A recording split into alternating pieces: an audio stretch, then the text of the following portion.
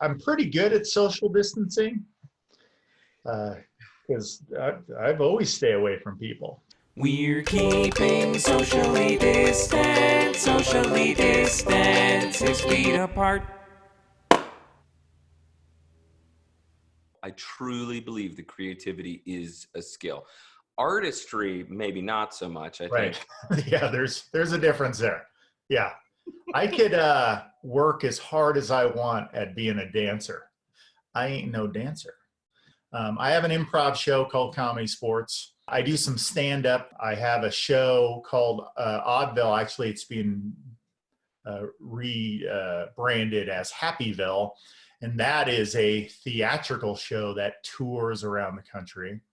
And then I got a sketch comedy show that we just did at the People's Building that went great called Santa's Big Red Sack. And I can tell you the best performers I've worked with, they're doing stand-up, they're doing traditional theater, they're doing improv, they're drawing from all of those different things. You want to be a dramatic actor, you got to do comedy. You want to be a comedic actor, you got to do tragedy. I've always believed that just because the audience is laughing doesn't mean it's good. Audiences are always on the performer's side. They want to see you succeed. So it's trying to figure out, well, they laughed at that, but do we still need to adjust it and fix it? And it's the hardest thing in the world to me. how do you take all of that information, visible or otherwise, and adjust your product so that it gets the response either you're looking for or that you want? The reason I do Comedy Sports is because I wanted to put a structure around it. And Comedy Sports has this real structure of sporting events and teams battling it out and a referee. Everything I do, I try to make as professional as I possibly can. I don't have access to millions of dollars and, and designers and all this.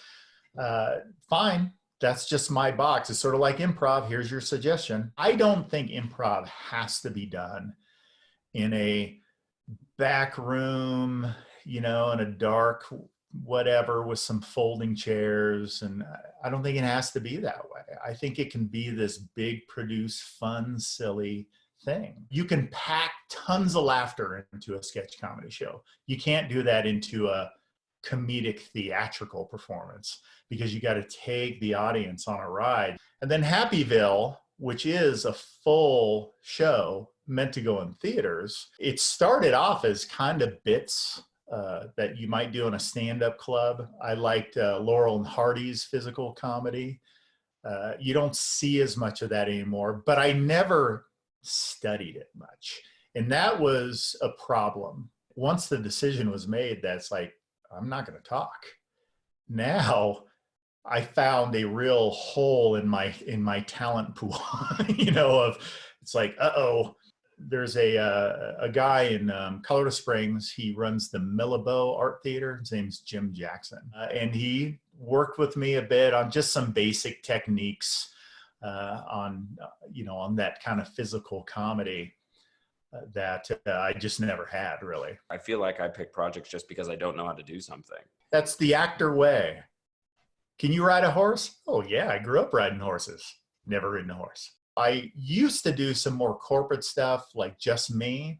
Yeah, they're paying me to come here and I'm making them laugh and all that. But because of that environment, you got to change. I had to change everything I was doing. And it's like, I don't love this.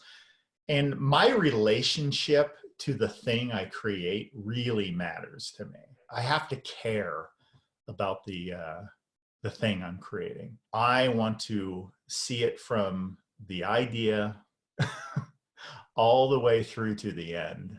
It's not just the performance. You see some nutty art out there. And it's because those people have a personal connection to the thing that they're creating and they just love it and adore it. Maybe tons of people see it, maybe not, but they just keep creating it. It's wonderful. 6 feet apart.